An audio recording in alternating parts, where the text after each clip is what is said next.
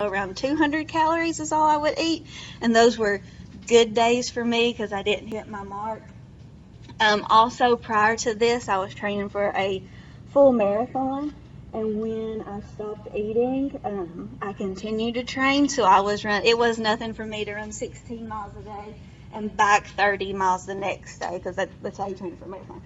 So I didn't stop that. So I wasn't eating, and I was exercising a lot. So as you can imagine, I lost a lot of weight. I lost a lot of fat. My hair fell out like in globs in the shower. It would just fall out. I was cold all the time, like all the time. I'm talking mid-summer Tennessee humidity. I would have on a North Face because I was so cold, and we'll go over why that happened in a little bit. So I was obviously diagnosed with anorexia nervosa. As you can tell, I'm super open about sharing my story in the hopes if I've helped one person, it's worth it for me.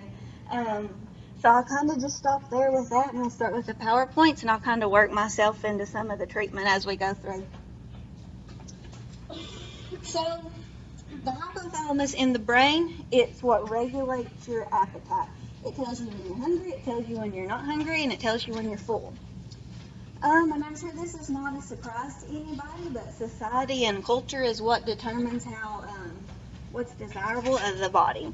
So we live in a society that likes thinness, that promotes thinness, and then you've got all, the models that are photoshopped, and we've got these little girls, and that's who they're seeing, and that's who we're looking up to.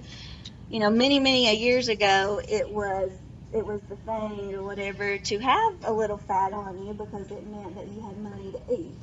So that just shows that society and culture defines what we find desirable in the body. I think we're doing a little better with the positive body movement, but we got a long ways to go.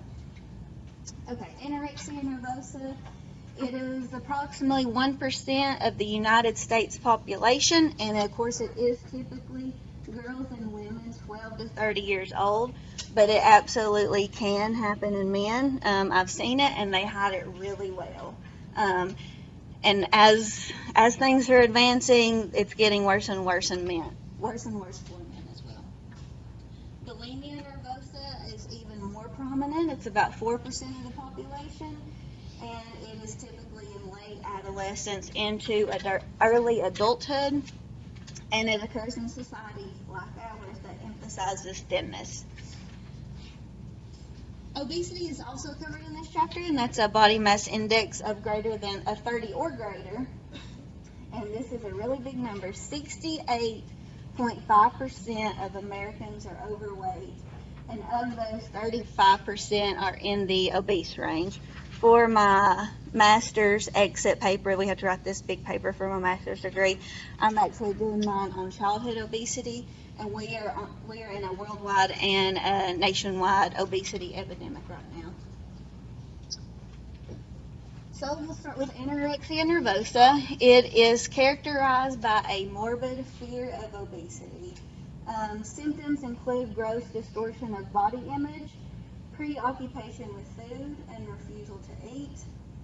A lot of people with anorexia nervosa, they can tell you how many calories are in a single Cheerio because they are so preoccupied with food and so concerned with what's going into their body. I know exactly how many calories were in a Hershey Kiss. I had everything down to the T.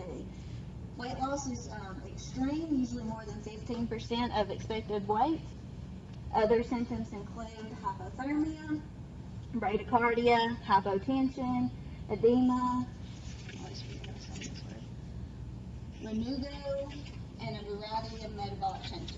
So, what happens is, when you are giving your body very little, it is only going to take care of what it has to. It only cares about your brain, your heart, and your kidneys. It does not care about everything else. Why would you have a baby? When your kidneys shut down. Yeah, it could be with your kidneys and electrolyte imbalances, and also when you're not giving your body anything, it's going to hold on to everything you do get it. So your kidneys aren't going to work as they should because it's going to hold on to what it does have since it doesn't have a lot. But when you're giving your body very little, it's only going to take care